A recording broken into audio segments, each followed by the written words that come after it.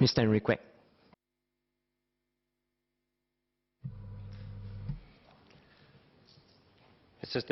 Mr. Deputy Speaker, I rise in support of the motion. There has been much discussion about fighting inequality and blurring emerging social divides. It boils down to different perspectives. Is the glass half empty or half full? We have a functional meritocracy with various pathways of success, but our needy sometimes face structural issues. We also have healthy social mixing, but there are also areas of rising concerns. Rather than arguing about whether the glass is half full or half empty, can we get everybody to join in to fill this half full, half empty cup called Singapore? How can we achieve this? The answer, I believe, is what psychologists term as the IKEA effect. Simply put, the IKEA effect says that we cherish what we built. Many of us here have struggled with self-assembled furniture. The instructions usually look easy. Insert a screw here, turn an Allen key there. But the results are usually far from perfect, and certainly not what we see in the showroom.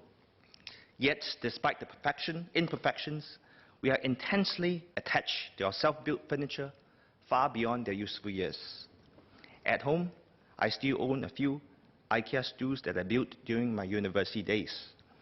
They've made it through 8 house moves, and I lugged them through half the world. This is the IKEA effect. We cherish things that we built, and labor leads to love. Therefore, when we get Singaporeans to come together to build a better society, we value not just the shining successes, but also the imperfections, the work in progress. I often see this happening in the ground when we come together to do some meaningful social work. After a successful project, the better off among us appreciate the challenges and inequalities that the less fortunate Singaporeans face. We also realize that our own success is not just the result of our own hard work and talent, but also of circumstances and the help of others along the way. At the same time, the needy among us get lifted up, not just because of the material assistance that they receive, but also because of their wisdom and life skills, because they feel the warmth and solidarity of fellow Singaporeans, and because they learn that those with less also have something to give. Most importantly, whether we are better off or the needy, we all appreciate society with its imperfection, because we all know that on that day we made society just a little bit better. With that in mind, I'd like to propose 3 sets of policies that can fight inequality and bridge social divides. First of all, by making SG Care a centerpiece of Singapore, we can make volunteerism a defining aspect of what it means to be Singaporean.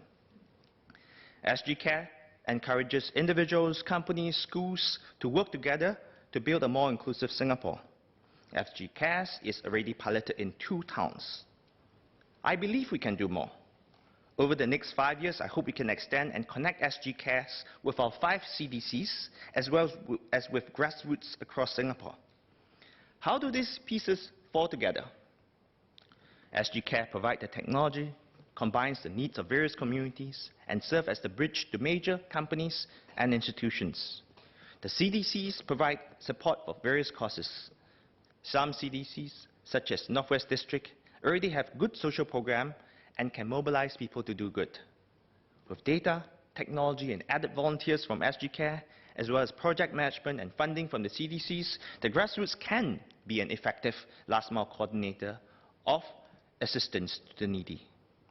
For example, in my constituency, Kebun Baru, thanks to the strong support from Mayor Teo Ho Pin of Northwest CDC, we are implementing 2 priority long-term programs for social work, to build the best community care for cancer patients and survivors, and to build a dementia-friendly community. We are also exploring getting technical assistance from SG Cares. At the same time, I'm advocating that over the next 2 years, we can consider piloting the SG Care CDC grassroots collaboration for a quarter of all Singapore. And from 2020 onwards, we roll this collaboration out nationwide. At the same time, I also hope that SG Care can mobilize our people to help pockets of Singaporeans that are usually unseen, such as children and youth at our various homes and the young offenders serving time.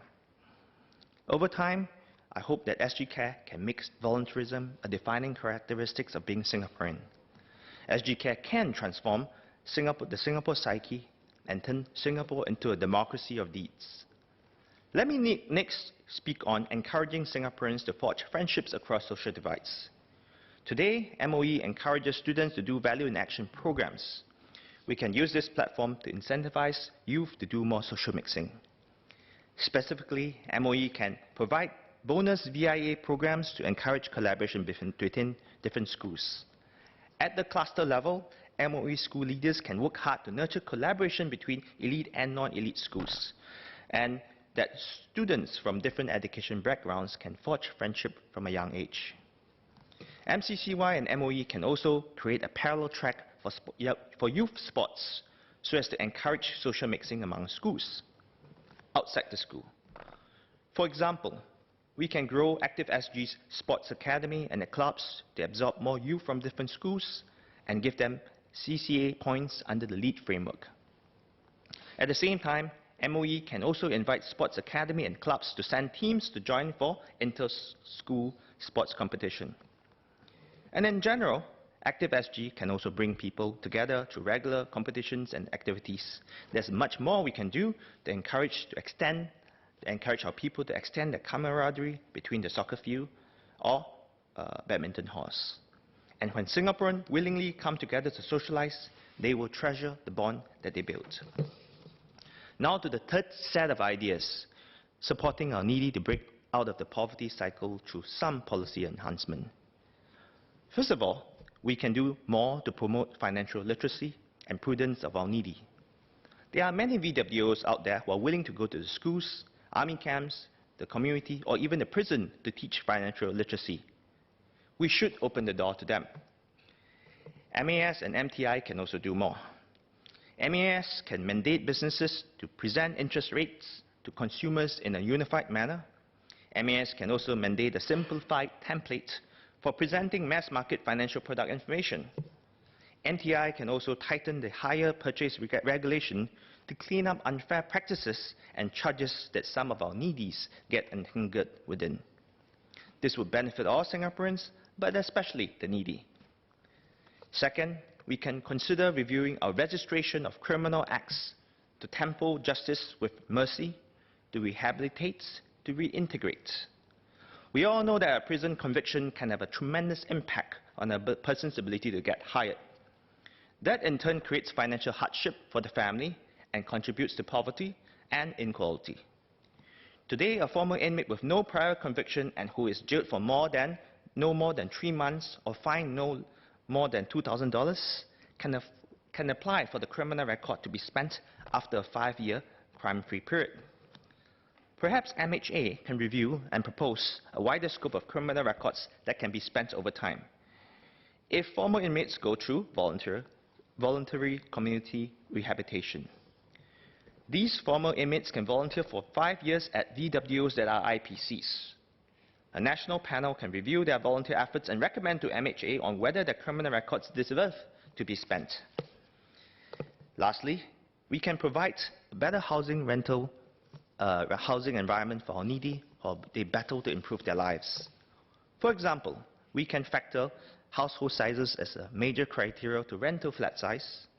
And for singles who are working hard and cooperating with social workers, we can consider waiving the joint single requirements if no suitable roommates can be found.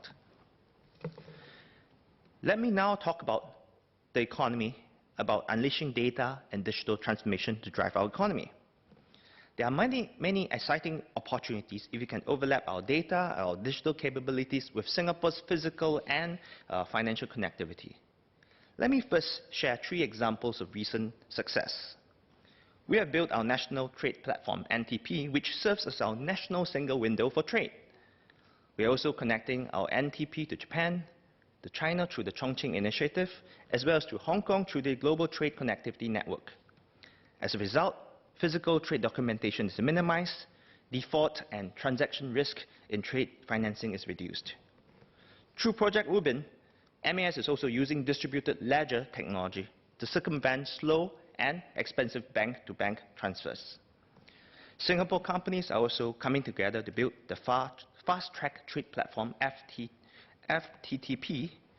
This SME trade platform is a blockchain-powered digital e-commerce marketplace with many added financing and insurance services built on it. In turn, these 3 projects can open up new possibilities for Singapore, especially if we can integrate them into a national e-business platform. Can we allow our banks and financing companies to tap on these trade and transaction data so that they can better determine more efficient ways to provide services and issuing credit to our companies? Can we connect up the supply chain of players of various industries to identify real-time opportunities? For example, during low demand period, can 3PLs and warehouse companies tie with PSA and CAS to offer discounted services so that we can encourage more ships and freight planes to stop by Singapore? Can we integrate this platform to our digital security efforts so that our emerging digital service providers can work with next generation technology? And lastly, is there scope for us to extend and relevant and non-competing aspects of our national e-business platform to the rest of ASEAN? Because ASEAN can be a single economic ecosystem with Singapore at the heart of it. Beyond this, digital technology can also help us drive our government's productivity, which has an impact on business productivity. The national trade platform can be described as a national single window for trade for all companies. Can we build other national single window digital platforms for other industry clusters? For example, developers, builders, and architects within the construction sector have to deal with various agencies to get permits done. These are expensive and time-consuming processes. Can we get various agencies to redesign approval process, identify conflicting or overlapping requirements, and create a common and current depository of regulations for all? This means the entire sector can efficiently transact with the government through that single window for most key processes. And if we can come up with a national single window digital platform for the construction sector, another obvious choice is the lifestyle cluster, which frequently have to deal with various agencies on F&B, zoning, and police permits. To conclude, our debate on the President's address gave us the opportunity to cast our eyes to a further horizon. I share many of the priorities that the government highlighted. In particular, I believe there are exciting opportunities to use data and digital to drive the economy, and also believe that there are some policy adjustments that we can do to fight inequality and bridge social divides. Most importantly, if we can infuse SG Care into the Singapore soul, inspire our people to build a better Singapore, we will all be happy and happier for it, because people value what they built, and because labor builds love. Thank you.